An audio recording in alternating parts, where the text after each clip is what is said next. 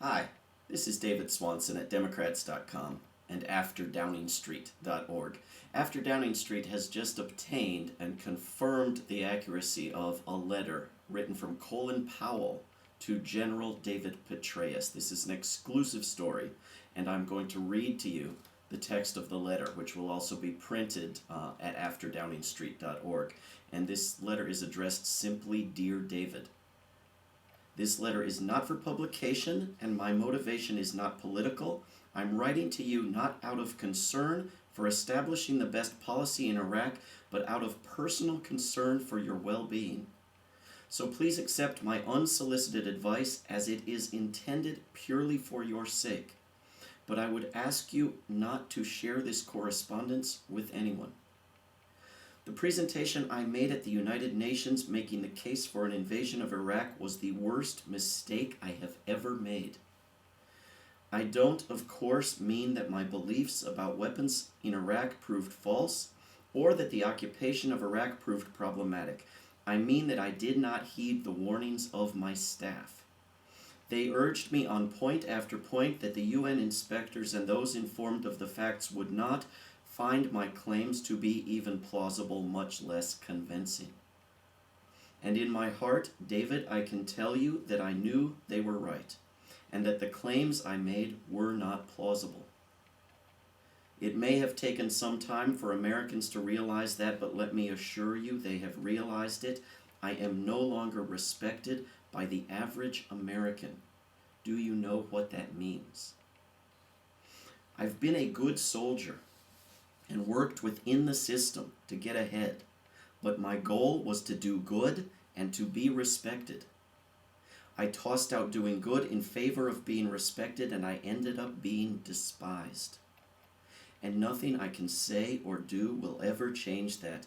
I will forever be known as a man who lied, and who lied on behalf of someone else's agenda. Were that not so, I would very likely have been given the assignment that you now have.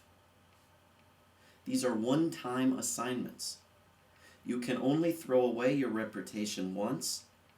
After that, you can never build it back in order to throw it away again.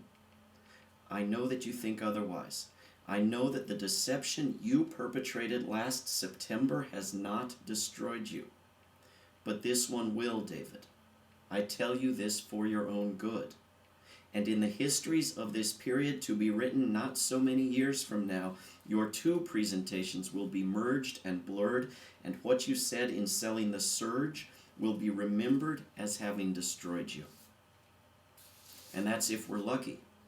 That's if your push for an attack on Iran doesn't pull the pin on a grenade that takes us all out. It will take you out first. If you argue for an attack on Iran, you will witness the transformation of spineless senators and Congress members into vertebrates, and you will be humiliated then and there by their grilling. Are you prepared for that? And if you merely try to claim in opposition to the well-known facts that the surge has succeeded, and that therefore we should behave as if it has not and keep the occupation going, you will in the end be ruined. You have not yet adapted to the adulation of fame. Let me tell you this, you will never adapt to the scorn and contempt that your face will elicit from random members of the public. I know that I never will. I am warning you for your own good. Please heed my advice as one who has made the wrong decision and paid a price worse than death for it. Do not promote the continued occupation of Iraq, and do not argue for an attack on Iran. Instead, I think you should consider the possibility of telling the truth about the current situation in Iraq. If you did that, your name and the words White House would be in the same sentence within hours. I urge you to give the matter deep private thought. Look back on what you will have done as if from your deathbed. Consider the decades of admiration or humiliation that lie in the balance. Do the right thing for yourself and for all of us. Speak for yourself. Speak the truth. Your friend, Colin Powell.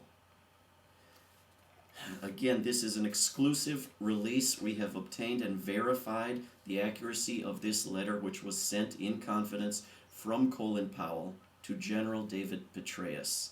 And we will post the text of this letter at afterdowningstreet.org. And why act like you care about the troops in Iraq? Cause if you did, you would let them fly back. It's cause of you them planes got hijacked. You also the reason Katrina victims had to die like that. They say you was hesitant, we say you was negligent. It's about time for niggas to impeach the president. Yeah. Damn presidents.